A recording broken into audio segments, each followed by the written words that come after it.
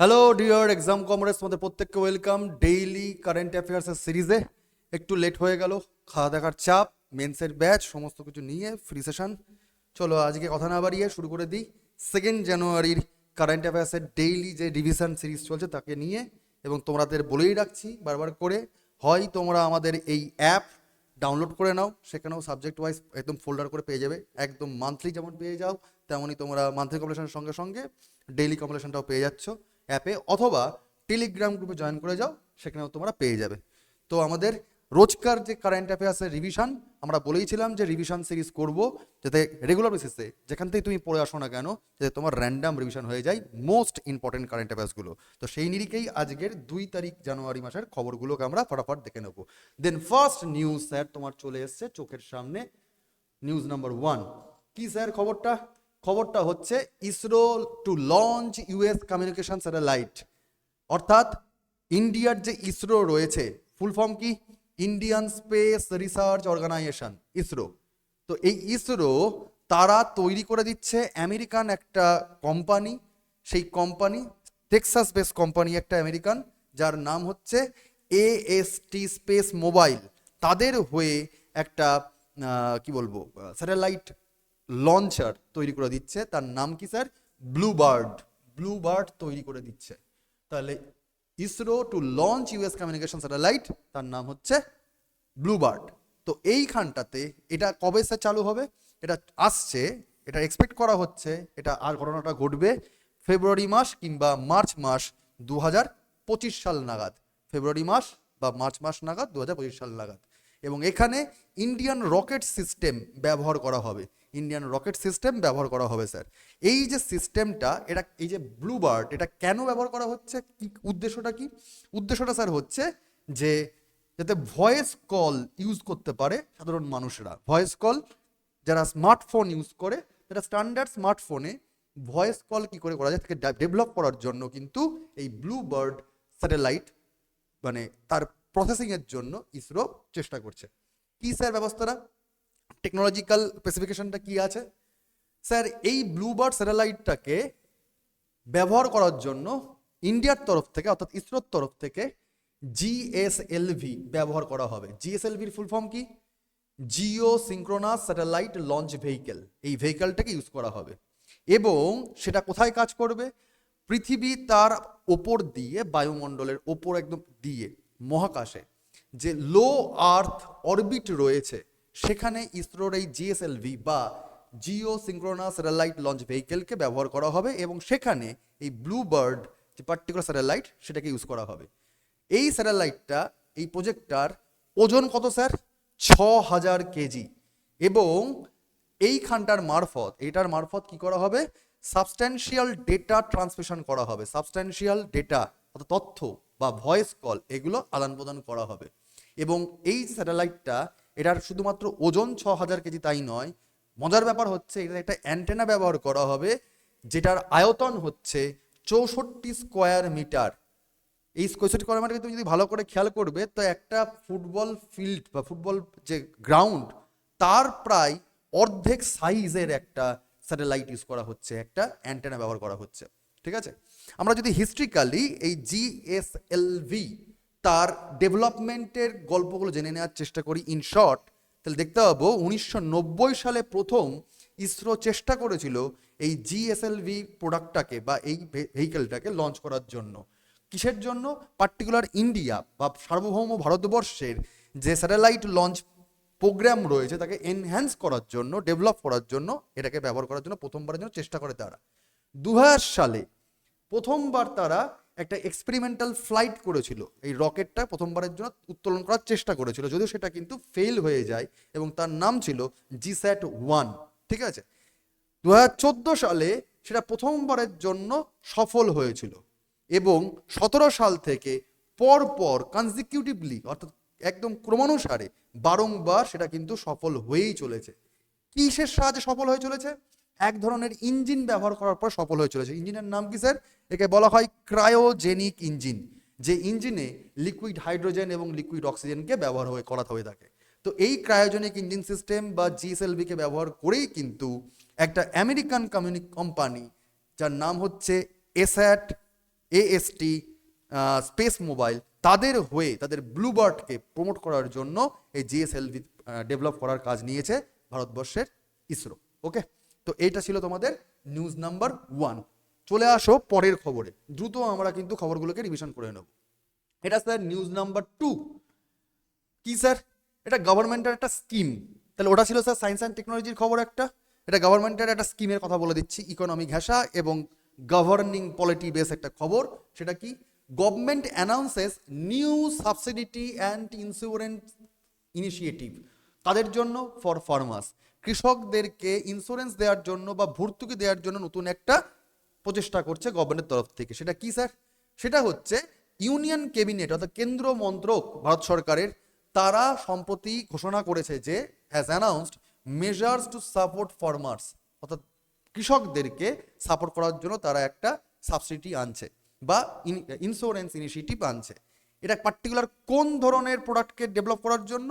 এটা পার্টিকুলার একটা প্রোডাক্ট আছে, তার নাম হচ্ছে ফার্টিলাইজার, যাকে বলা হয় আমরা কীটনাশক। তার নাম কি? ড্যাপ, যার ফুল ফর্ম হচ্ছে ডায়ামোনিয়াম ফসফেট। ডায়ামোনিয়াম ফসফেট, ড্যাপ, এই ফার্টিলাইজার যেটা আর কি, এটাকে ওয়ান টাইম স্পেশাল সাবসিডি প্রোগ্রামের মধ্যে আনা হচ্ছে। কেন? যাতে এই ড্যাপ ফার্টিলাইজারটা, যেটা কিনতে গেলে অনেক খরচা হয়ে যায়, তাই যাতে সহজতরভাবে আরও অ্যাফোর্ডেবল করা যায়, এই অ্যাফোর্ডেবল অ্যাক্সেস পাওয়ানোর জন্য, এনশিওর করার জন্য এই প্রোগ্রামটা আসছে। কারণ কি? যাতে প্রাকৃতিক যখন দুর্যোগ আসে, সেই দুর্যোগগুলোতে যাতে কিছুটা হলেও যাদের কৃষকরা তারা প্রচুর ভোগে আর কি, তাদের সেই দুর্যোগে যাতে কিছুটা হলেও রিস্ক যে একটা থেকেই যায়, সেই রিস্ক কভারেজ করার জন্য এটা গভর্নমেন্টের তরফ থেকে একটা চেষ্টা। স্যার পার্টিকুলার যদি দেখা যায় যে এই যে স্পেশাল সাবসিডি দেবে ড্যাপ ফার্টিলাইজারের জন্য, সেখানে পার্টিকুলার কি কি পয়েন্ট গভর্নমেন্টের তরফ থেকে বা কি কি ইনিশিয়েটিভ নেওয়া হচ্ছে? ক্যাবিনেট সম্প্রতি বলেছে এই যে ড্যাপ সাবসিডি যেটা আগেও দিত, এখন সেটা বাড়াচ্ছে, এটা বাড়িয়ে দিচ্ছে, বৃদ্ধি করছে। কি করছে? পার মেট্রিক টনে 3,500 টাকা করে দিয়ে দেবে। পার মেট্রিক টনে 3,500 টাকা করে তারা এই ড্যাপ অর্থাৎ ডায়ামোনিয়াম ফসফেট ফার্টিলাইজারের জন্য তারা এটা খরচা করবে প্রতি কৃষক পিছু। এবং the subsidy will remain in effect from January 1, 2025, অর্থাৎ 1 জানুয়ারি 2025 সাল থেকে কিন্তু এটা এফেক্টফুল হয়ে যাচ্ছে। এই জন্য সরকারের টোটাল কত খরচা হবে স্যার? খরচা হবে 3,850 কোটি টাকা। 3,850 কোটি টাকা। এবং এটা পার্টিকুলারলি কাদের জন্য? যেসব কৃষকরা খারিফ শস্য এবং রবি শস্যের জন্য চাষবাস করছেন, এই 2024-25 সালের যে আর্থিক বছর, তার জন্য এই টোটাল খরচাটা করা হবে স্যার। সরকারের তরফ থেকে এটা কিন্তু ঘোষণা করে দেওয়া হয়েছে। আমরা যদি দেখে নিই, এই ঘোষণার পেছনে বেশ কিছু স্যার জিকের গল্প আছে, বেশ কিছু ইকোনমিক, বেশ কিছু স্কিম তার গল্প আছে, বেশ কিছু ইনিশিয়েটিভের গল্প আছে। সেটা কি স্যার? ফিয়াট। ফিয়াটটা কি? The cabinet has approved. এর আগে কেন্দ্রীয় মন্ত্রিসভা তারা একটা অ্যাপ্রুভাল দিয়ে দিয়েছিল কিসের জন্য? যে ফিয়াটকে প্রমোট করতে হবে। ফিয়াটটা কি? Fund for innovation and technology. Fund for innovation and technology. কারণটা কি? যে সব কৃষিক্ষেত্রে বা শুধুমাত্র কৃষিক্ষেত্র নয়, এগ্রিকালচার অ্যান্ড অ্যালাইড সার্ভিস, সেখানে যাতে আরও তাদেরকে সাপোর্ট দেওয়া যায়, রিস্ক কভারেজ করে দেওয়া যায়, তার জন্য ইন্স্যুরেন্স সেক্টরে যাতে ইনিশিয়েটিভ বেড়ে যায়। কারণ প্রচুর কৃষক লোনের দায়ে জর্জরিত হয়ে যায়, সেখানে ইন্স্যুরেন্স যাতে আরও বেশি করে এফিসিয়েন্টলি আরও এনহ্যান্স করা যায়, সেই জন্যই কিন্তু একটা টেকনোলজিক্যাল অ্যাডভান্সমেন্ট প্রোগ্রাম এনেছিল এই ইন্স্যুরেন্স স্কিমের জন্য, যার নামই হচ্ছে ফিয়াট। এবং এই ফিয়াট প্রোগ্রামটাকে বেস করে আরও কতগুলো গভর্নমেন্ট অফ ইন্ডিয়ার তরফ থেকে কিন্তু মৌসাইন করা হয়েছে। পার্টিকুলার কোন প্রোডাক্টের জন্য বেশি করে মনে রাখতে হবে, যদি আরেকটা প্যারালাল খবর জানতে হয়, সেটা হচ্ছে গভর্নমেন্ট অফ ইন্ডিয়া আর গভর্নমেন্ট অফ ইন্দোনেশিয়া তারা একটা যৌথ মৌসাইন করেছে। পার্টিকুলার কোন প্রোডাক্টের ওপর? নন বাসমতি হোয়াইট রাইস, অর্থাৎ যে সাদা চালের ভাতটা বাসমতি চাল নয়, অন্যান্য যে চালগুলো আছে, সেই চালগুলোকে নিয়ে দুই দেশের মধ্যে কিন্তু ট্রেড হবে। এবং সেই ট্রেডটা ডিপেন্ড করবে সেই বছর কোন দেশে কতখানি চাল উৎপাদন হচ্ছে অ্যানুয়ালি তার ওপর, এবং বিশ্ব মার্কেটে চালের যে দাম হয় তার ওপর নির্ভর করে দুই দেশের মধ্যে ট্রেড চলবে। পার্টিকুলার কোন জিনিসের ওপর? NBWR বা নন বাসমতি হোয়াইট রাইসের ওপর। নেক্সট যদি দেখে নিই, এটার উদ্দেশ্যটা কি? যাতে দেশের কৃষকরা কাজ করার জন্য উদ্বুদ্ধ হন এবং আন্তর্জাতিক ক্ষেত্রে যেন এই খাবারের যে চাহিদা সেটা যাতে মিটে যেতে পারে। ঠিক। আর পার্টিকুলারলি যদি দেখি যে সরকারের তরফ থেকে যে আরও বেশ কিছু স্কিম করা হয়েছিল ন্যাচারাল ক্যালামিটিকে আটকানোর জন্য বা কৃষকদের সাপোর্ট করার জন্য, সেরকম একটা স্কিমের নাম কি উইন্ডস। সেরকম স্কিমের নাম কি উইন্ডস। সেই উইন্ডস যে প্রোগ্রাম তাকে এনহ্যান্স করার জন্য এই সাবসিডি দেওয়া হচ্ছে, ড্যাপ প্রোগ্রাম।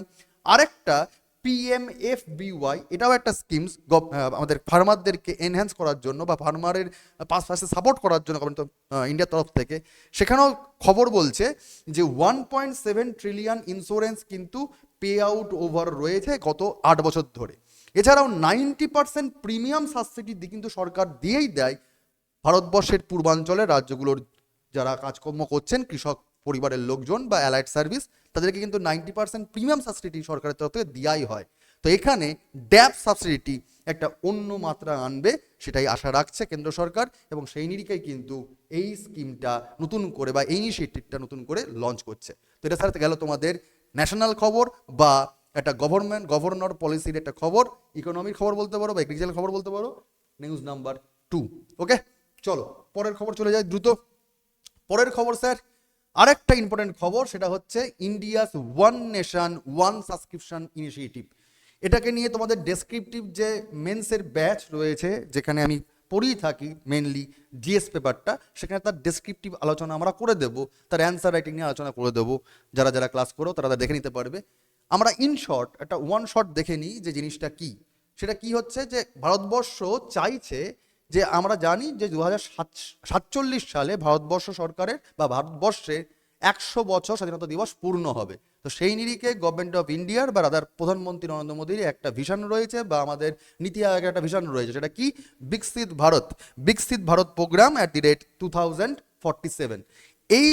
এই সময়টাই বলা হচ্ছে যে ইন্ডিয়া যেন ডেভেলপিং কান্ট্রি অর্থাৎ উন্নয়নশীল দেশ থেকে ডেভেলপড কান্ট্রি বা উন্নত দেশে কনভার্ট হয়ে যাবে এবং সারা দেশকে, সারা বিশ্বকে আমাদের দেশ লিড করবে, আমাদের দেশ নেতৃত্ব দেবে যে আরও কোন দিক থেকে এই আরও অন্যান্য দেশকে সাহায্য করা যায়। ঠিক আছে, সেই উদ্দেশ্যে আমাদেরকে আরও অন্যরকমভাবে নিজেদেরকে উত্তীর্ণ করতে হবে। অন্যকে তখনই সাহায্য করতে পারবো যখন নিজেরা সবল হব। তো সেই সফলতার জন্য সরকারের তরফ থেকে একটা নতুন স্কিম আনছে, তার নাম কি one nation one subscription initiative, যাকে বলতেই পারো তোমরা ওনাস ইনিশিয়েটিভ। এটা স্যার পার্টিকুলারলি ঘোষণা করা হয়ে গেছিলো অনেক দিন আগেই, নভেম্বর 25, 2024 সালে 25শে নভেম্বর 2024 সালে এটা ইনিশিয়েটিভ ঘোষণা করা হয়েছিল এবং চালু হচ্ছে এই 2025 সালে জানুয়ারি মাস থেকেই। কেন? যাতে যারা উচ্চ বিদ্যায় পড়াশোনা করছেন, যারা রিসার্চার, যারা স্কলার, তাদের এই রিসার্চগুলো যদি একে অপরের সঙ্গে লেনদেন করতে না পারেন, তাহলে তাদের যে রিসার্চ ওয়ার্ক, সেটা হতেই পারে আর্টসের লোক, হতেই পারে সায়েন্সের লোক, হতে পারে মেডিসিনের লোক, যে কোনো বিষয়ে যারা স্কলার, তাদের যদি একে অপরের রিসার্চের জিনিসগুলো খুব অ্যাভেলেবল হয়ে যায়, গভর্নমেন্টের নানা রকম আইন প্যাচের হাত থেকে যদি খুব ইজিলি সেটাকে পড়াশোনা করার জন্য সুবিধা হতে পারে, তাহলে রিসার্চে আরও খুব কুইকলি অ্যাক্সেস পেয়ে যাবে, খুব কুইকলি সেটা ডেভেলপ করা যাবে। সেই নিরিখেই একটা গ্রেটার লাইব্রেরি তৈরি করার চেষ্টা করা হচ্ছে, একটা ইনফরমেশন, একটা বেস বা ডেটা তৈরি করার চেষ্টা করা হচ্ছে। এটার জন্যই ওয়ান নেশন ওয়ান সাবস্ক্রিপশন প্রোগ্রামটা আসছে। তো পার্টিকুলার এর জন্য ইমপ্লিবনেট বা ইনফরমেশন অ্যান্ড লাইব্রেরি নেটওয়ার্ক তৈরি করা হচ্ছে। এটা কিন্তু এই পার্টিকুলার ওনস প্রোগ্রামটাকে একদম সেন্ট্রাল পয়েন্ট অফ ভিউ থেকে ম্যানেজ করার জন্য এই স্কিমটা আনা হচ্ছে, যেটা কেন্দ্র সরকারের ডাইরেক্ট আন্ডারে থাকবে। And this ensure a streamline distribution to digital access to the journals.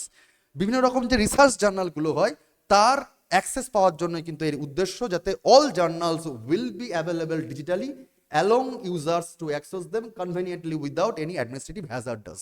অর্থাৎ যে কোনো রকমভাবেই কোনো রকম সরকারি ঝামেলা ঝঞ্ঝাট ছাড়াই তারা যেন একে অপরের ডেটাগুলোকে নিয়ে নিজেদেরকে উত্তীর্ণ করে দেশকে আরও এগিয়ে নিয়ে যেতে পারে। ঠিক আছে, তো ওনস ইনিশিয়েটিভটা যদি ডিটেলে বা পয়েন্ট ওয়াইজ দেখে নিতে পারি, তাহলে দেখবো প্রথম কথা, এই ওনস প্রোগ্রামকে এগোনোর জন্য আর্থিকভাবে গভর্নমেন্ট অফ ইন্ডিয়া কী কী প্রোগ্রাম নিয়েছে। গভর্নমেন্ট অফ ইন্ডিয়া বলছে এই ওনাস ইনিশিয়েটিভটাকে এনরিচ করার জন্য 2025 সাল থেকে 2027 সাল তার মধ্যে সরকার খরচা করবে 6,000 কোটি টাকা। এই প্রোগ্রামকে ডেভেলপ করার জন্য গভর্নমেন্ট অফ ইন্ডিয়ার তরফ থেকে 2025 সাল থেকে 27 সালের মধ্যে সরকার খরচা করবে 6,000 কোটি টাকা। এবং এই ফান্ডটাতে কাদের উপকার হবে? যারা রিসার্চ হোল্ডার, যারা অথর, যারা পার্টিকুলার যে কোনো রকমের কি বলবো ফ্যাকাল্টি স্টুডেন্ট এরা প্রত্যেকের ডেভেলপমেন্ট হবে। দেখতেই পাচ্ছ এতে উপকার কারা পাবে। এই অ্যাক্সেসের মাধ্যমে প্রায় 13,000 স্কলারলি জার্নালস যেমন অ্যাভেলেবেল হবে, কোথায় 30টার বেশি বা 30টা মেজর ইন্টারন্যাশনাল পাবলিশার্সের যেমন সেই যে রিসার্চ ওয়ার্কগুলো সেগুলো যেমন অ্যাভেলেবেল হয়ে যাবে ডিজিটালি, তেমনি 6,300 government manage higher educational institute and research centre, সেখানেও কিন্তু এই রিসার্চ সেন্টারের যে রিসার্চ ওয়ার্কগুলো পেপারগুলো সেগুলো অ্যাভেলেবেল হয়ে যাবে। তার মারফত প্রায় 1.8 crore student or researcher or faculty এরা এই ডেটাগুলোকে অ্যাক্সেস পাবে এবং তারা আরও উচ্চ পড়াশোনা করার জন্য বা নতুন সৃষ্টির জন্য, সেটা হতেই পারে পার্টিকুলারলি স্টেম বা মেডিসিন কিংবা সোশ্যাল সায়েন্সের ওপর, তারা আরও বেশি করে উন্নত পরিমাণের কিছু কাজকর্ম নিয়ে আসবেন, যাতে দেশকে আরও এগোনো যায় এবং এই বিকশিত ভারত যে প্রজেক্ট, যে সারা বিশ্বে আমরা লিড করতে পারি, তার জন্য আমাদেরকে নিজেদেরকে আরও সবলতর হতে হবে। তো এটার জন্যই এই ওয়ান নেশন ওয়ান সাবস্ক্রিপশন প্রোগ্রামটা আনা হচ্ছে। আরও বিস্তারিত আলোচনা করে দেবো যখন জিএস পেপারে যাব মেন্স লেভেলের। ইন শর্ট তোমরা জেনে রেখে দাও, ওয়ান নেশন ওয়ান সাবস্ক্রিপশনটা ইনিশিয়েটিভটা কাকে উদ্দেশ্য করে করা হচ্ছে? এই বিকশিত ভারত প্রোগ্রামকে উদ্দেশ্য করে করা হচ্ছে। ওকে, ডেটাগুলো পেয়ে গেলে। এটা স্যার তোমার ছিল নিউজ নাম্বার 3। বড় বড় খবরগুলোকে আমরা কুইকলি রিভিশন মেরে দিচ্ছি। চলো পরের খবর দেখে নিই। দুঃখের খবর এর সঙ্গে আরেকটাও রয়েছে, সেটা হচ্ছে পরের খবর, একজন বিখ্যাত ভদ্রলোক মারা গেছেন এবং তার জন্য আমাদের তার সঙ্গে জানা দরকার। কে স্যার? ডক্টর কে.এস. মানিলাল। তিনি কে ছিলেন, কি বিষয়? কে.এস. মানিলাল তিনি একজন বটানিস্ট ছিলেন, অর্থাৎ উদ্ভিদ বিদ্যার পারদর্শী ব্যক্তি ছিলেন, বা বলতে পারো ট্যাক্সিনমির বিখ্যাত একজন ব্যক্তি ছিলেন, যে বিভিন্ন রকম প্রজাতির যে গাছপালা রয়েছে, স্পেসিস রয়েছে, প্লান্ট স্পেসিস, তাকে নিয়ে তিনি পরীক্ষা নিরীক্ষা করতেন। তিনি সাম্প্রতিককালে এই 1 জানুয়ারি 2025 সালেই তিনি মারা যাচ্ছেন কেরালাতে থ্রিসুরে তিনি মারা যাচ্ছেন। এটাই তার খবর। তার মৃত্যুকালীন বয়স হয়েছিল 86 বছর। কিন্তু এই ব্যক্তি কেন বিখ্যাত স্যার? বিখ্যাত তার কারণ তিনি বেশ কিছু মার্কাটারি কাজ করে গেছিলেন ভারতবর্ষের জন্য। কীরকম কাজ? 1700 সেঞ্চুরিতে একটা ইম্পর্টেন্ট পর্তুগিজদের উদ্ধার করা এক ধরনের গাছ ছিল, যে গাছটাকে তিনি নতুন করে কীভাবে আরও কাজে লাগে সেটা তিনি প্রথমবারের জন্য সবার সামনে তুলে ধরেছিলেন। সেই গাছটার নাম কি স্যার? হর্চেস ম্যালাব্রেক্রিয়াস। এই গাছটা তিনি তুলে ধরেছিলেন এবং এটা সারা ভারতবর্ষের জন্য খুব ইম্পর্টেন্ট একটা গাছ। নেক্সট, ডক্টর মানিলাল বেশ কিছু এর সঙ্গে সঙ্গে প্রায় 19 রকমের প্লান্ট স্পেসিসকে তিনি ডিসকভার করেছিলেন। 19 রকমের গাছপালাকে তিনি ডিসকভার করেছিলেন। পার্টিকুলার তোমরা জানো কেরালার লোক মানেই এই যে নীলগিরি, ওয়েস্টার্ন ঘাট মাউন্টেনের যে দুর্লভ গাছগুলো রয়েছে, তার কার্যকারিতা, তার ইতিহাস তিনি পর্যবেক্ষণ করে রিসার্চ করে বার করেছিলেন। এছাড়াও হি ওয়াজ দ্য ফার্স্ট এশিয়ান, তিনি প্রথম এশীয়, শুধুমাত্র ভারতীয় নয়, তিনি প্রথম এশীয় ব্যক্তিত্ব to receive orange Nassau award তিনি প্রথম এশিয়ান ব্যক্তি হিসাবে তিনি অর্জন করেছিলেন, রিসিভ করেছিলেন এই অ্যাওয়ার্ডটা। His work received interest in plant taxonomy, বারবার করে বলছি তিনি প্লান্ট ট্যাক্সোনমি বা বটানিক্স হিসেবে বিখ্যাত ছিলেন, এবং এটার জন্য তিনি আরও আরেকটা অ্যাওয়ার্ড পেয়েছিলেন 1999 সালে। প্রেসিডেন্ট অফ বোটানিক্যাল সোসাইটির তিনি প্রেসিডেন্ট হয়েছিলেন, ঠিক আছে। এছাড়াও তিনি পদ্মশ্রী পুরস্কারও পাচ্ছেন 2000 সালে, ঠিক আছে। তো খবরগুলোকে জেনে রেখে দিও, এই ব্যক্তিত্ব কিন্তু পরীক্ষার জন্য ইম্পর্টেন্ট। তার যদি অন্যান্য অ্যাচিভমেন্টগুলো দেখে নিই, তাহলে খুব কুইকলি দেখে নিই তার অন্যান্য অ্যাচিভমেন্টগুলো বা তার রেকগনিশনগুলো কী কী আছে। তিনি পদ্মশ্রী অ্যাওয়ার্ড পাচ্ছেন 2020 সালে, পদ্মশ্রী অ্যাওয়ার্ড পাচ্ছেন 2020 সালে। পরীক্ষায় কোশ্চেনগুলো দেয় জিকের কোশ্চেন হিসাবে, ভালো করে খেয়াল রাখবে। পদ্মশ্রী অ্যাওয়ার্ড 2020 সালে। এছাড়াও তিনি বিশ্বম্ভর পুরী মেডেল পাচ্ছেন অ্যান্ড কে জানকী আমল ট্যাক্সোনমি অ্যাওয়ার্ড পাচ্ছেন, ঠিক আছে। এছাড়াও ইন্টারন্যাশনালিও তিনি কিন্তু তার অ্যাকনোলেজমেন্ট রয়েছে, যেটা তোমাদের আগেই বললাম। অরেঞ্জ নাসাউ অ্যাওয়ার্ড বা order of orange Nassau award তিনি পাচ্ছেন প্রথম ভারতীয় ব্যক্তি হিসাবে, প্রথম এশীয় ব্যক্তি হিসাবে 2012 সালে। এবং এই অ্যাওয়ার্ডটা দেওয়া হয় কোত্থেকে স্যার? ওটা দেওয়া হয় পার্টিকুলার কুইন্স ব্যাট্রিক্স অফ নেদারল্যান্ড থেকে অ্যাওয়ার্ডটা দেওয়া হয়। 2012 সালে তিনি অ্যাওয়ার্ডটা পেয়েছিলেন। তো এই খবরগুলো জিকের কোশ্চেন হিসাবে ইম্পর্টেন্ট, এবং তার সঙ্গে সঙ্গে নিউজটাও ইম্পর্টেন্ট অরবিচুয়ারির দিক থেকে। ডক্টর কে.এস. মানিলাল, ঠিক আছে। তো এইগুলো স্যার খবর ছিল, একটু দ্রুত দেখে নাও খবরগুলো কী ছিল। চলে আসি আমাদের পরের কারেন্ট অ্যাফেয়ার্সের কোশ্চেনে, যেগুলো একটু কোশ্চেন অ্যান্সার বেস করেও আমরা এগোবো, ঠিক আছে? আমরা সমস্ত রকম ফর্ম্যাটই রাখছি, তাই রিভিশন খুব ভালো মাপের হয়, যেখানে জিকে তথ্য জানা যেতে পারে আর যেখানে শুধুমাত্র তথ্য পেয়ে গেলে আমাদের গল্পটা হয়ে যাবে। তো রিভিশনের জন্য যা যা দরকার সব রকমভাবে তোমাদের সাথে রয়েছি। তোমরা শুধু পড়ো, নোট নাও টেলিগ্রাম গ্রুপ থেকে, আর র্যান্ডাম নিজেদেরকে রিভিশন দাও। চলে আসো 2 জানুয়ারি যে খবরটা জানতে হবে, আরও একটা খবর, সেই কোশ্চেনটা স্যার কি? মিরকাত রেডিও টেলিস্কোপ। তোমরা দ্রুত কমেন্টে জানিয়ে দাও মিরকাত রেডিও টেলিস্কোপ, এটা যে খবরে সাম্প্রতিককালে এসছে, এই টেলিস্কোপটার জন্য কোন দেশ দায়ী বা কোন দেশ এটাকে নিয়ে আসছে? এই টেলিস্কোপটা, মিরকাট রেডিও টেলিস্কোপ, কোন দেশ নিয়ে আসছে? অপশান এ অস্ট্রেলিয়া, নাকি অপশান বি রাশিয়া, নাকি অপশান সি সাউথ আফ্রিকা, নাকি অপশান ডি চায়না? কে আনছে স্যার এই মিরকাত রেডিও টেলিস্কোপ? মিরকাত রেডিও টেলিস্কোপ কোন দেশ এই টেলিস্কোপ প্রসেস নিয়ে আসছেন? অস্ট্রেলিয়া, নাকি রাশিয়া, নাকি সাউথ আফ্রিকা, নাকি চায়না?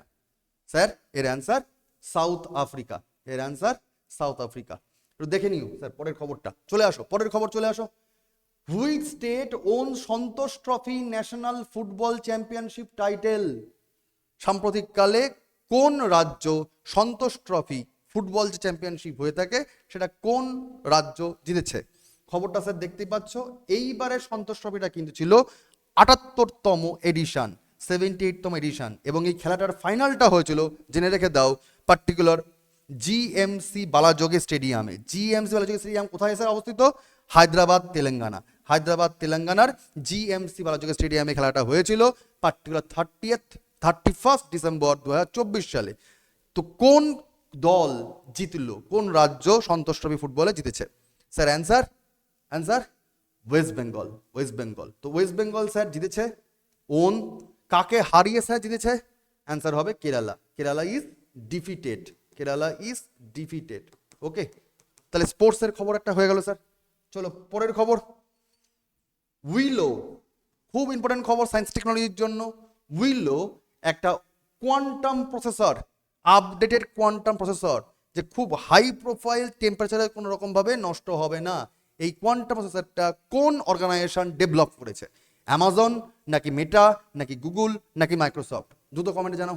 অ্যামাজন, নাকি মেটা, নাকি গুগল, নাকি মাইক্রোসফট? কোন পার্টিকুলার অর্গানাইজেশন কোয়ান্টাম প্রসেসরকে উইলোকে ডেভেলপ করেছে? Sir answer Google. Answer Google. Google launch করেছে এটা রিসেন্টলি। ওকে, উইলো। চলো আমরা জানি স্যার যে আমাদের ডেসক্রিপটিভ ব্যাচ চলছে সম্পূর্ণ ফ্রিতে ইউটিউব চ্যানেলে। র্যান্ডাম বেসিসে তোমরা এই ক্লাসগুলো করো। সামনের মিসলেনিয়াস, ক্লার্কশিপ, কি ডাব্লিউবিপি, কেপির যে এসআইয়ের যে ডেসক্রিপটিভ পেপার আছে মেন্সের জন্য তোমাদের কভার হয়ে যাচ্ছে।